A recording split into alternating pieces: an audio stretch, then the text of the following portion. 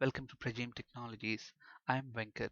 This is part 17, different types of method parameters in C Sharp. In part 16, we had a basic introduction to methods where we have seen the basic structure of a method, the capability of passing parameters, and the capability of returning values back from a method. A method in C Sharp can have four types of different parameters: value parameters, reference parameters, output, and parameter arrays.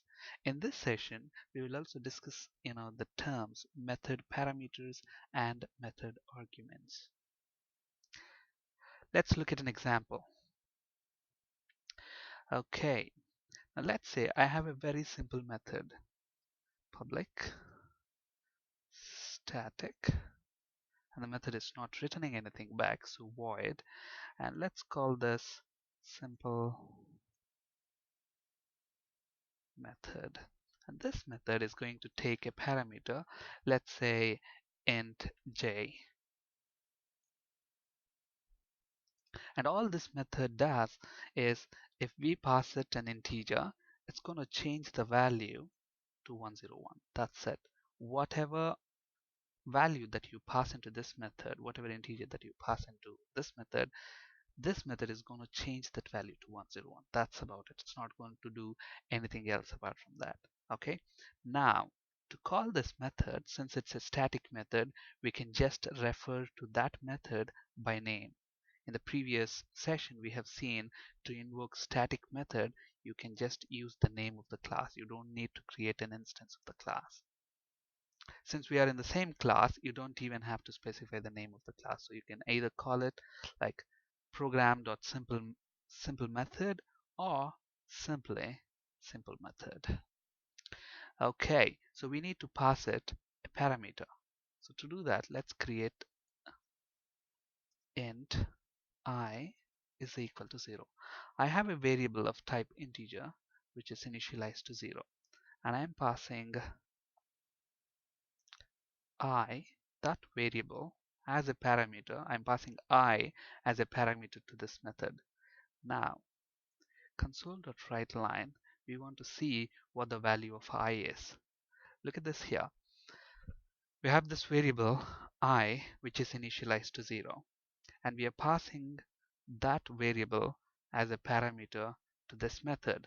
Now, what will this method do? It will receive that value into this variable called j, and then it's changing that value to 101. So now, will that change the value carried by I? I is initially 0. You're passing 0 to this method. This method, when you pass a parameter like this, you're actually passing a value that is contained in this variable. So this method will make a copy of that value, which is 0 in this case, and then it does whatever processing it has to do. In this case, the method is changing the value 0 to 101. So j, so if you look at in the memory, the setup will be like this. If you pass by value, so I was 0. Okay, now I was 0. Okay, so I is 0. Now you're passing I to the simple method. So what's going to happen? This I is copied into this variable. So you have I is 0 and j is also 0 by the time you pass it there. And then in this method, this method is changing the value of j to 101. So j becomes 101, but I still remains 0. So if we print out the value of I now, it should print 0 and not 101, because we are passing the parameter by value. So a value is passed into this method and it changes that value. So only the variable that is pointing to this one gets affected, but not the initial variable. But on the other hand, let's make a simple modification to this. I am using a keyword called ref on this parameter, meaning this parameter is no longer a value parameter. It is now turned into a reference parameter. Okay, so when you call the method, you have to use the ref keyword as well. Okay, so now what is going to happen in memory? It will not create, now the runtime will not create two different variables. Okay, I mean there are two different variables, but they point to the same location in the memory. So first, it creates a variable I, initializes that to 0. So what happens? I, and in the memory location, it is 0. I is pointing to 0. Now, since we are passing I by reference to this method, what's going to happen? This value is 0 here, but then since we are passing by reference, this method will create another variable called j, but that will point to the same memory location.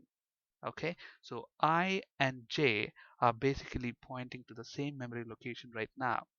Now, if j changes, okay, at the moment, both I and j are pointing to 0. Now, in our method, j is changing the value that is present at this memory location from 0 to 101, and I is also pointing to the same memory location. So if we go ahead and print the value, now it should be 101 instead of 0.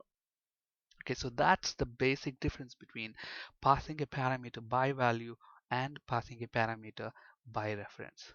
So if you're passing by value, I and j are pointing to different memory locations. They are different copies. So operations on one variable will not affect the value contained by another variable. Okay, but whereas if you pass by reference, I and j are pointing to the same memory location. Though they are different variables, they are pointing to the same memory locations. So obviously operations on one variable will affect the value contained by the other variable. That's why in our program, though I is initialized to 0, since j is changing that value to 101, and in this example I and j are pointing to the same memory location, so I value is also 101. Okay, so that's passing by value and passing by reference. Alright, the next parameter type that we will look at is an out parameter. Okay, now when do we use an output parameter? Before we answer that question, let's write a simple method. Let's get rid of all these. Okay, I want to write a simple function which can add two numbers and return their sum.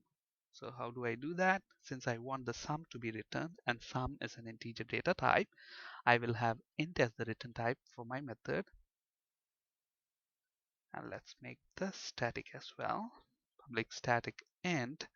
And let's say we will call this method as calculate int first number int second number.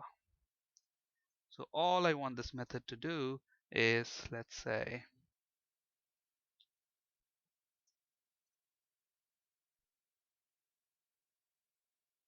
return first number plus second number. So if you look at this method, this method is very simple. Okay, all it's doing is it expects two parameters to be passed in, summing up those two and returning them back. Now, if I have to return just the sum, that's fine. But let's say I want you to write a method which can return back both sum and product. How do we do that? Okay, since a method can have only one return type, we can only return one value. Okay, so it's not possible to return more than one value.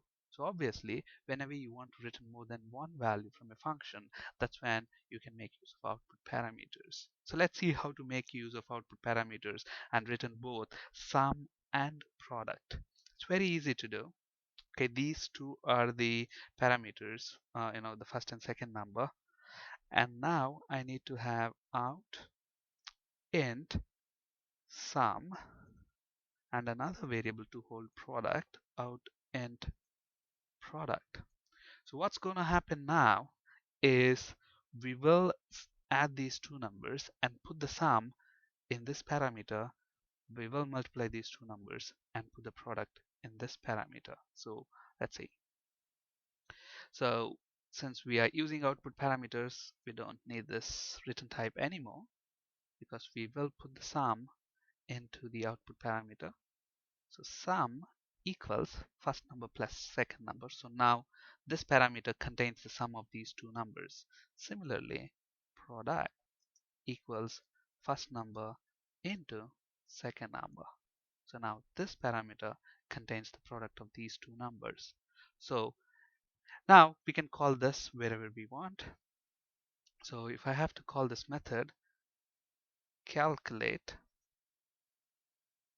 and let's say I want to add 10 and 20 and multiply them as well. Now look at this. Okay, these are the two numbers I want to be added and multiplied. Okay, now when they are added, we know that the sum will be stored in a third parameter and the product will be stored in the fourth output parameter. So we need two variables to receive those values. So before we call that, let's create those variables. Let's say int maybe total equal to 0, and maybe int product equals 0.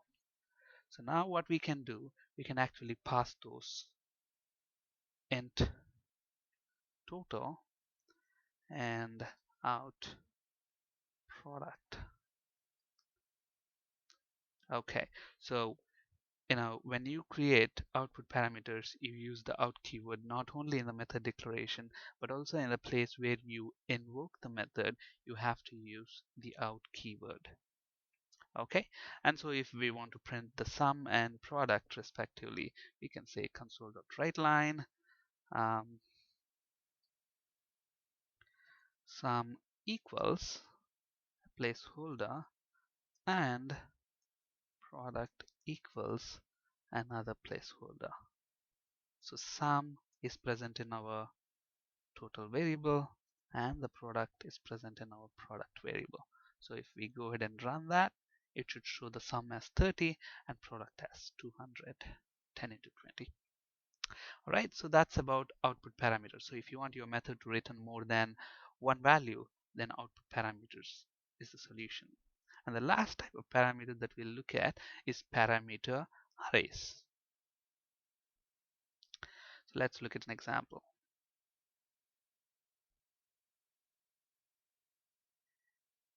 Okay, basically parameter arrays, we have seen value parameters, reference parameters, output parameters. Now parameter arrays are usually decorated with params keyword. I mean, we use params keyword, okay, to create parameter arrays. Let's look at an example. Let's say I have a method public static void params method. That's what we'll give the name. Okay, now if we wanted to create value, output parameters, we use the out keyword. Reference parameters, we use the ref keyword. If we want to create parameter arrays, we use params keyword. So params, and let's say I want to create an integer array, then I'm passing numbers. Okay, parameter arrays. So now let's say I want this method to find out the total number of elements in this collection, in this array, and print those. Okay, so if I want to find out the total number of elements in the array, console.writeLine numbers.length property will give us the number of elements. Okay, and maybe we want to just say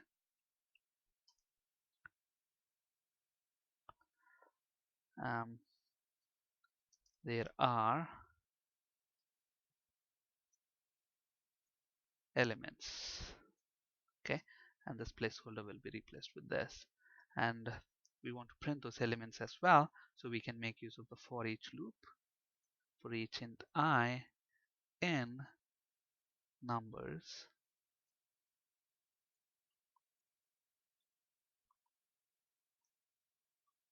okay, so this is a very simple method. All this method does is it takes in an array as a parameter, and then whatever array that you pass in, it will find out the number of elements in that array and print those. Okay, that's what this method does. Since we have used the params keyword here, okay, actually, let's see, if I don't use the params keyword, it's like a value parameter. And now when I invoke this method, let's create an array first, integer array, let's say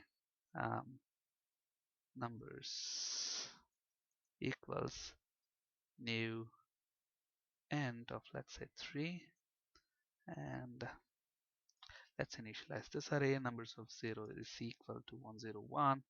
Similarly, let's populate the rest of the elements. 103. This is 1. This is 2. Okay. So now we have this array. Now if I call this method params method, now look at this.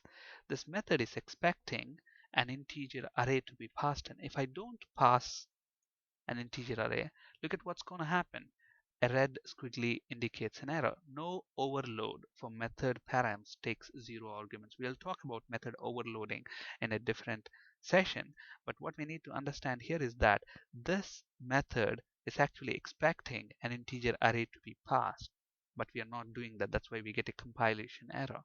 Okay, but if you want to make that parameter optional, then we can make use of params keyword. So if I use params keyword, then if I use params keyword, then even if I don't pass the array to it, it's expecting an integer array. Even if I don't pass an array, it's not a problem. So if you want to make your parameters optional, one of the ways to use parameter arrays. So if I go ahead and run this now, since there are no elements in this array, what does it do? There are 0 elements and there's nothing to print. So obviously there's nothing. And obviously another way to call this is to pass your array. So if I pass this array, let's comment this line. And by the way, to comment, you can use these buttons on the top. So if I run this, look at this. In this array, we have 3 elements, 101, 102, and those are printed. Okay, that's another way of calling it.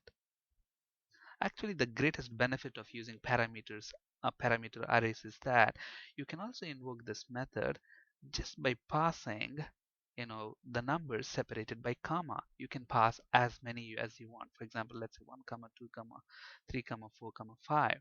Okay, so there's really no theoretical limitation on how many you can pass. Since this is an integer array, you can pass as many numbers as you want separated by comma. This is another flexibility that we have when we make use of parameter arrays. So if I go ahead and run that, so there are 5 elements and those are the 5 elements. Okay, but one thing to keep in mind when using parameter arrays is that this has to be the last. I mean, in case if your method is going to have multiple parameters, the parameters array should be the last one in that parameter list. For example, if I want to pass another parameter int x, okay, this is fine. But what is not fine is this one. You cannot have you know the other parameters in the end. Params array has to be the last one in the list of the parameters for that method. Okay, and you can only have one parameter as a parameter array. You cannot have another parameter array maybe of string type and names. You can't do this. You will still get an error. Okay, so that's about parameter arrays.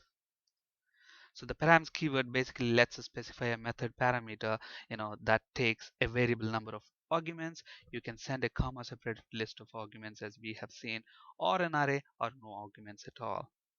Params keyword should be the last one in a method declaration, and only one params keyword is permitted in a method declaration. Okay, we'll also quickly understand the difference between method parameters versus method arguments, because this term is very commonly used, and if you're new to programming, you know, when you read some articles, you might be confused. Okay, what is method parameter and what is method argument? Okay, whenever we declare a method, okay, here when we list our parameters, these are called as parameters in the method declaration, but when we actually invoke that, we pass values for these parameters. So for this array, we are passing these values. So this is called as an argument for this parameter. Okay, so in method declaration, we call it as method parameter, but when we invoke that And when we pass values, those values are called as arguments for those parameters, so that it will be helpful for you when you read articles online. Okay, so we have seen this passing by value and passing by reference. So obviously in this session we have seen different types of parameters a method can have. There are 4 different types of parameters in C#: value parameters, reference parameters, output parameters, and parameter arrays. We also have seen the difference between method parameters and method arguments. That's it for today. Thank you for listening. Have a great day.